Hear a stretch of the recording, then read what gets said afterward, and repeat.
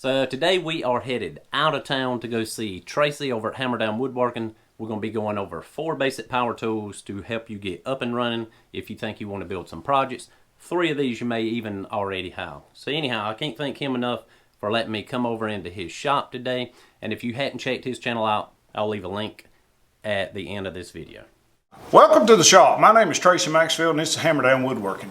Scott's going to go over with us today 4 basic power tools that you would need to get started if you were just starting out with a clean canvas. You were starting out in woodworking. If you are just getting started woodworking, it shouldn't take but just a few $100s to get started with some basic tools.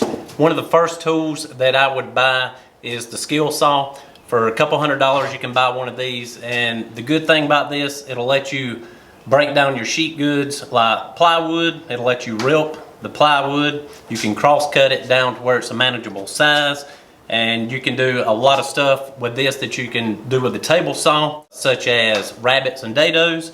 Even throw a half lap in there. Throw a half lap in there, yeah. So this is a real versatile tool, even though a lot of people don't think of it like that. So if you're just getting started woodworking, a skill saw will help you out a lot, and it'll save you some money up front since there's a lot of other tools that you're gonna have to buy. Yeah. Well, it's a good one to start with. I mean, if you're, of course, you can cross cut with it, you can rip with it, you can even, with just a few scrap pieces of plywood, can make an edge guide to do your long rips and stuff like that with. You can actually even turn that into a table saw. To me, it's dangerous as a cocked gun. It's not like, it doesn't have the safety features, riving knife and splitter, and easy to shut it off like a table saw would. But you can actually turn that into, in a pinch, you can turn it into a table saw and do a lot with it. Cove cuts and things of that nature also. Probably the second tool I would buy, this probably goes for if you're trying to get into woodworking, or if you don't have any tools and need to hang some curtains in the house, because you're gonna always need the skill saw, and you're gonna always need a drill, no matter if you get into this and decide you don't want to keep doing it.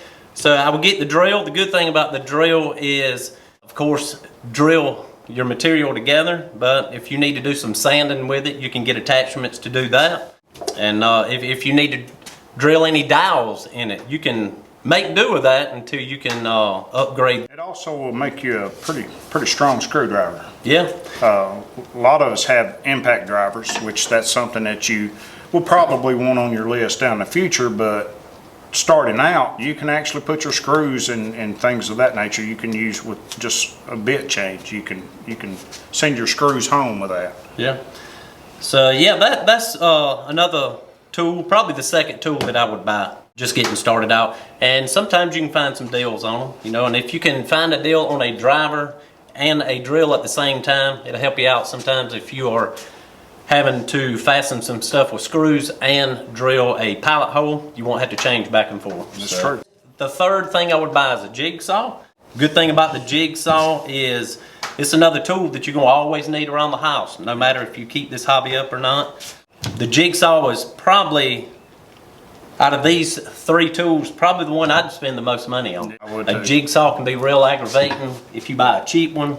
The blade or that base, a lot of times that base won't stay tight with you and it just wants to walk all over the place. But if you get a real good jigsaw, it'll make breaking down some of this stuff a lot easier versus some of the cheaper ones that's just more aggravating.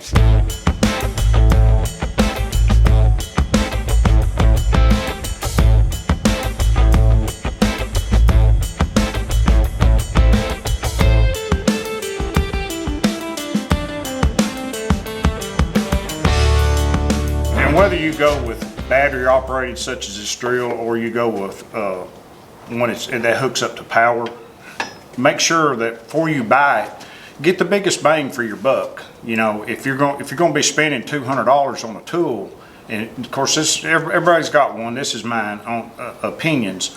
If you're going to be spending $200 on a tool, you're going to want a $200 tool. So make sure you read the reviews, research and see what kind of warranty you're getting if you're buying new, one versus another. You may get a lot better warranty for 25 more bucks than you would on another tool.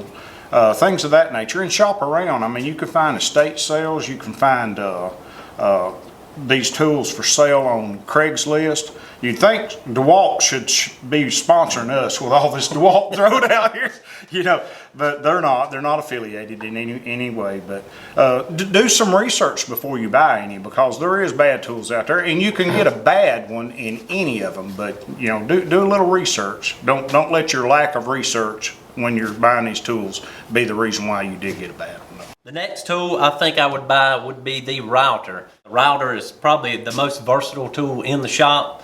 You can do probably a lot more stuff with it than I could even think of, but I use my router a lot, and whether you get a regular size router or a palm router, you know, if the budget's kind of tight, you might want to go with a palm router first. I use it probably 99% of the time, you know, whether I'm flush cutting something or, you know, using it for like with a pattern bit or something. I'll use the router, and a lot of times you can get a router with the fixed base and a plunge base all in the same kit. Yeah. So, you know, that's something that you won't have to upgrade later on if you didn't buy that with the plunge base and with a kit. A lot of things with a router, what you're doing with it is going to determine upon either a jig that you've made or the type of bit that you're using. You can cut your dados with this just with a straight bit. With a flush trim bit, you can actually joint and plane wood with this tool. But now a router is kind of expensive too, and you need to really look into that. I've got a video out on my channel that I did on this exact router over the variable speed earlier, and it was my fault. I didn't read the reviews, but make sure that you research enough to find the tool and find the bit for the job that you're going to be doing, and you should be all right. All right, well, I guess that's pretty much it on this one. Me and Tracy would probably disagree on the last thing I got to say, but I think the next thing I would get is probably a pocket hole jig. And the reason I say that is me and Tracy looks at building our projects from a different perspective. He tends to build stuff with a little more advanced joinery. I think that's probably something most woodworkers grow into, but I'm still using the Craig jig. I do use a pocket hole jig. They're to me for what I do. Not that there's anything wrong with a pocket hole jig for any joinery.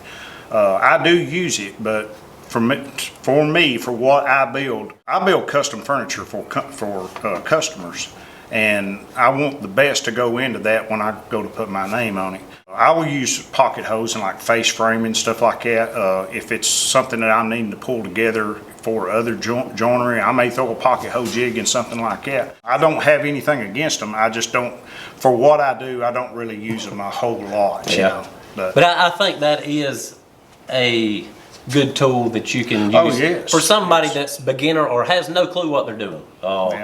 You know, so, and a lot of times, you know, I'll work on a project, and if I'm halfway through putting it together, sometimes I can use one of the smaller pocket hole jigs to, you know, get in a spot that maybe I didn't use in the beginning. But anyhow, they have their place, just like any joinery, you know, whether it be dovetails or a mortise and tenon or whatever. You know, if it's a chair, you're going to, you know, it's going to be supporting the weight of someone. You would want something that you know is going to support that weight, such as a mortise and tenon.